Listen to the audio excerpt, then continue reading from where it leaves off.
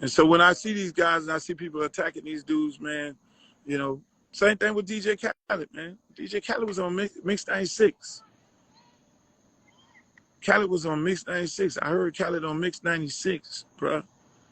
And I said, look, man, I like what I'm hearing. And I went over there to the Rickenbacker Causeway, the club over there, where Butter Fuqua and all them, and Butter had Mix 96 and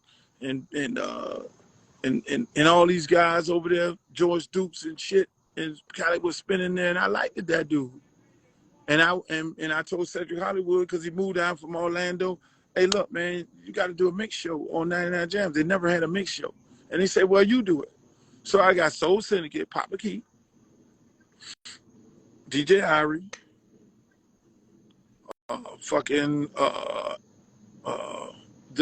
we had DJ Khaled, we had Uncle Al, God bless the dead.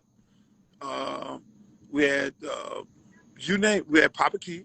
All them was a part of Soul Syndicate. So we had a combination of, that's how them guys got started off of that show. You know, quite a few times they say, look, you gotta tell Khaled to be quiet. He too loud, he too this, he too that. Khaled don't even know that. He probably looking at this shit right now.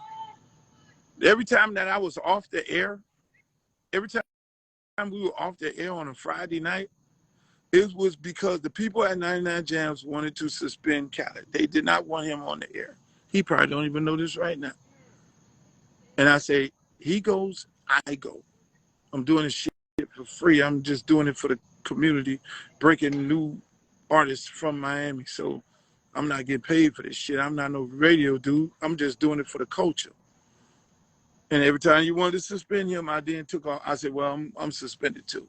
Because he's going to be on here. He go, I go. He don't even know that. Probably just learned this shit right now. There was so much hate for him. But eventually they end up embracing him on the radio. So it's a lot of things, man. But our history here in Miami, man, our history, you know, is a deeply rooted history. You know, yes, we have a lot of folks move down. A lot of people come down. You know, we show love to everybody. We love everybody. We're a welcoming city. You know, we're a welcoming city, and most people who come here, they embrace the culture and they respect the culture. You know, and I love that. So I just wanted to get on here. You know, I asked Trick to come on. I don't know where he at. You know, that dude there is always late. But I'm the main person that I'm happy that came on is Fat Joe, so we could clear the air up.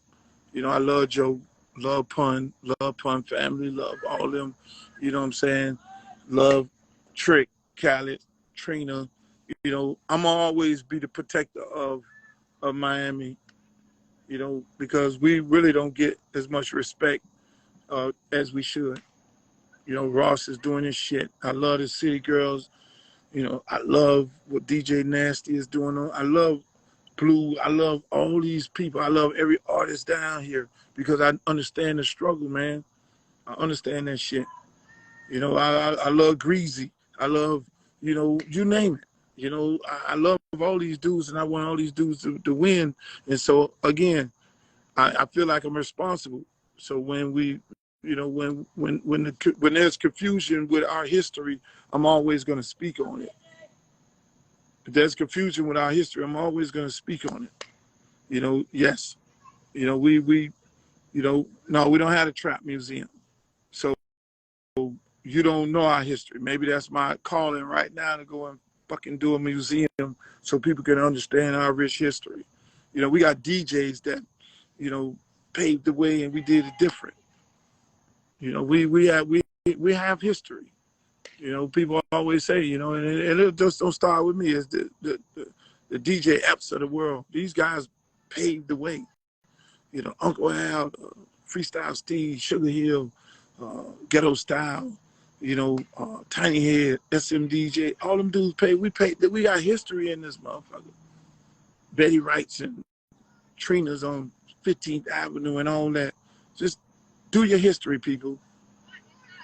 No matter where you at, you know, no different than Memphis, they got history, and respect the history of other areas and other places. I go to LA, first person I call is Snoop, even though I had an issue.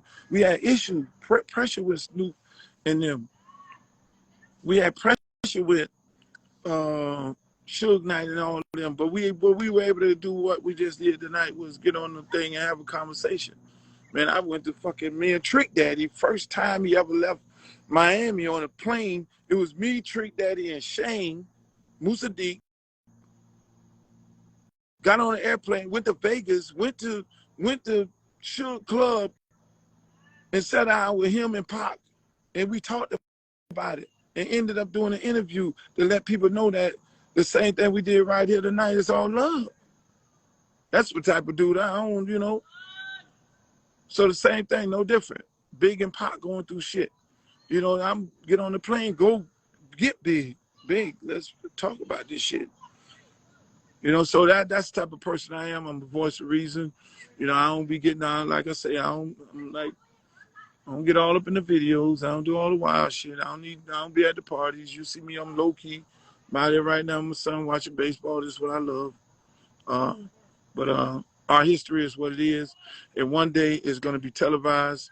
And people will get to know Miami for more than what they think it is, which is these palm trees in South Beach. That ain't us. And one thing I can say about Joe, he understands both sides. And so, again, I don't see my son on here, so I'm gonna end this live, and hopefully you guys have a great weekend.